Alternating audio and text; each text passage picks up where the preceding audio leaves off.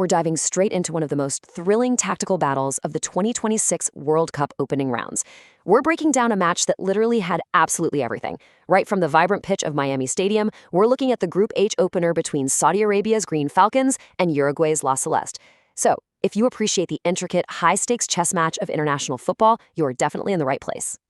What happens when Marcelo Bielsa's relentless attacking machine meets a beautifully disciplined brick wall? Well, that's the exact question we're answering today. We often hear about tactical mismatches, but this game showed us something entirely different. What actually happens when Bielsa's trademark chaos meets an unmovable object? Let's find out how sheer grit, structural discipline, and some truly heroic individual moments totally neutralized pure star power in this electrifying clash. Act 1. The tactical setup. Right out of the gate, Uruguay did exactly what you'd expect a Marcelo Bielsa team to do. They took early control of the tempo, they dominated possession, and they actively pushed the Saudi side deep into their own defensive zone. But here's the absolutely crucial takeaway. Saudi Arabia didn't panic. Not even a little bit. Under the tactical guidance of Georgios Donis, they remained incredibly compact and disciplined. They absorbed that immense early pressure perfectly, essentially building a defensive brick wall and sticking right to their blueprint to thoroughly frustrate Bielsa's men. Act 1. The Falcons strike first.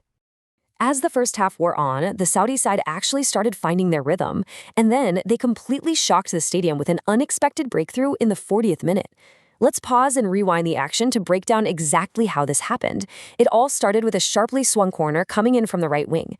That delivery led to a powerful initial header that forced a highly difficult save out of the veteran Uruguayan keeper, Fernando Muslera.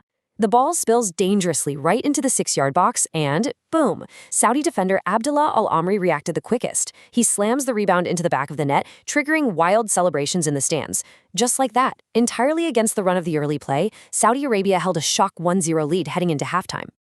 Act 2. Bielsa's tactical shift. Faced with that deficit, Bielsa completely flipped the script in the dressing room. He shook things up significantly by modifying his midfield layout.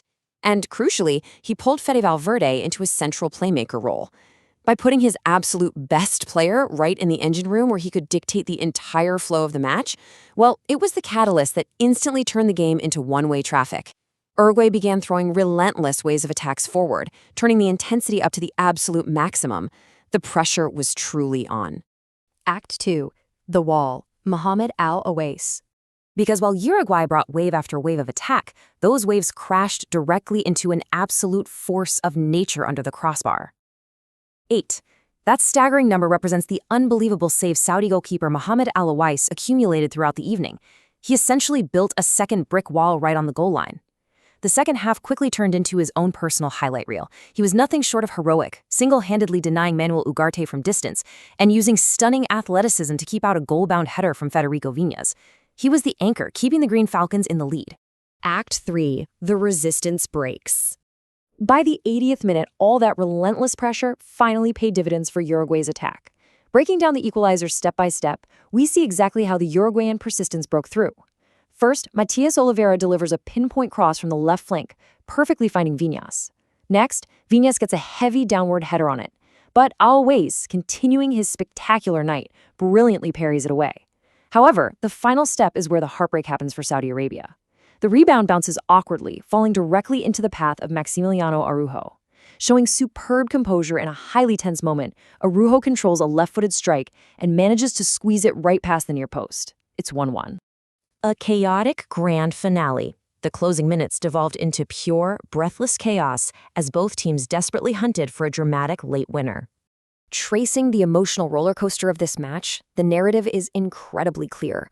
From the shock Saudi goal in the 40th minute to Bielsa's pivotal shift right at the 45th, down to Araújo's crucial equalizer in the 80th. But look at that final stretch, 90-plus minutes. Stoppage time was absolute madness.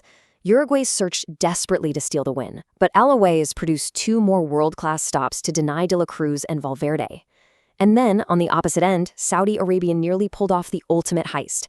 Wingback Saud Abdulhamid unleashed a thunderous counterattack strike from distance that whistled just inches over the crossbar.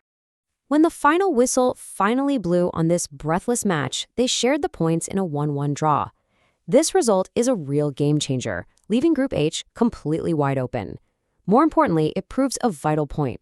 Meticulous tactical preparation and immense defensive grit can absolutely match high-profile talent and relentless attacking possession on the world's biggest stage.